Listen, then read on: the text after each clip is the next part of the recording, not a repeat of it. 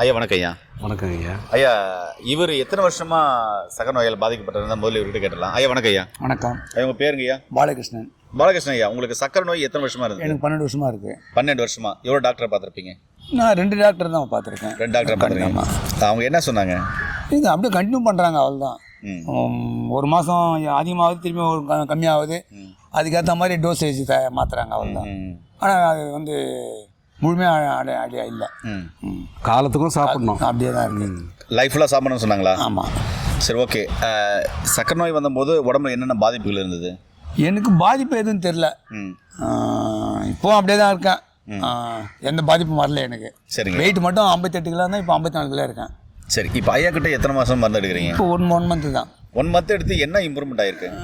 பார்த்தீங்கன்னாக்கா எனக்கு வந்து சாப்பிட்றதுக்கு முன்னாடி 190 இருக்கும், சாப்பிட்றதுக்கு அப்புறம் 250 270 வரும். 2 மாதம் முன்னாடி நான் சொல்கிறேன் ரிசல்ட்டு. அதுக்கு முன்னாடி 350 இருந்தது, அது மாதிரி கம்மியாகிடுச்சு. இப்போ என்னடானாக்கா சாப்பிட்றதுக்கு முன்னாடி 130, சாப்பிட்றதுக்கப்புறம் 170 இருக்குது. இப்போது இந்த மந்த் சாப்பிட்டு பிறகு 15 நாள் 20 நாள் ஆயிடுச்சு. 20 நாள்ல நார்மல் பண்ணிட்டீங்க? ஆமாம். ஓகே ஓகே, சூப்பருங்க ஐயா. இப்போ கண்டினியூ பண்ணிட்டு இருக்கீங்க? ஆமாம் ஐயா. சொல்லுங்க ஐயா, இவர் 13 வருஷமா சுகரா? 13 வருஷமா சுகரு. இப்போ ஒரே மாதத்தில் பார்த்தீங்க அப்படின்னு சொன்னாக்க நெல்லு கொண்டு வந்திருக்கீங்க 15 நாள்ல. இது எப்படி சாத்தியமாச்சு? இந்த T1 T2 பவுடர் தான், இதை கொடுத்து தான் அவர் சரி பண்ணியிருக்காங்க. இதோட ஒரு சில மருந்துகள் காம்பினேஷனாக கொடுத்துருக்காங்க, அதை படித்த பட்டதாரி மருத்துவம் மூலமாக கொடுக்குறாங்க. ஐயா சொல்லுங்க ஐயா, நீங்கள் சொல்லுங்க ஐயா. நம்ம வந்து முதல்ல கவுன்சிலிங், அவங்களுக்கு மேற்கொண்டு சர்க்கரை நோய் தவிர்த்து வேறு என்னென்ன ப்ராப்ளம்ஸ் இருக்கோ நம்ம காம்பினேஷனில் கொடுக்குறோம். நம்ம எப்பவும் சொல்கிற விஷயந்தான் அந்த டிசிப்ளின், அதை நம்ம அவங்களுக்கு சொல்லி கொடுத்துட்றோம்.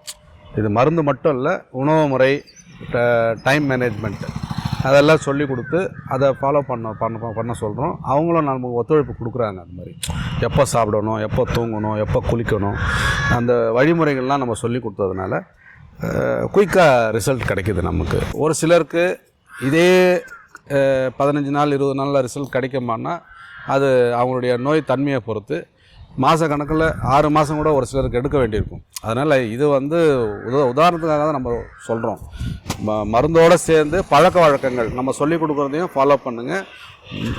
வெகு விரைவில் மீண்டும் வெளியே வந்துடலாம். ஐயா, இப்போ நிறைய பேர் சுகர் நோயால் கஷ்டப்பட்டுருக்காங்க, சக்கரை நோயால் கஷ்டப்பட்டுருக்காங்க, இன்சுலின் போடுறாங்க, பல வருஷமாக பல மாத்திரைகள் எடுக்கிறாங்க, மருந்துகள் எடுக்கிறாங்க. அவங்களுக்கு உங்களுடைய சார்பாக நீங்கள் என்ன சொல்ல விரும்புகிறீங்க? நான் இது வந்து என் ஃப்ரெண்டுக்கு ஒரு 2 பேர்கிட்ட சொல்லியிருக்கேன். நான் இப்போ இதை சாப்பிட்டு இருக்கேன், இது ஓரளவுக்கு 270 300 இருந்தது, இப்போது 170 வந்திருக்கா அப்படின்னு சொல்லியிருக்கேன். அவங்க இன்னும் வரல, அவங்க சொல்லியிருக்கேன் என் ஃப்ரெண்டுக்கிட்ட. Okay okay okay. இப்போ சக்கரை நோயால் பாதிக்கப்பட்டவங்க நிறைய பேர் பார்த்துருக்குறாங்க இந்த வீடியோ. அவங்களுக்கு நீங்கள் என்ன சஜஷன் பண்ணுறீங்க? அவங்களுக்கு என்ன சொல்கிறது? சித்த மருத்துவம் எப்படி இருக்குது? சித்த மருத்துவம் ஓகேவா இல்லை மற்ற மருத்துவமா?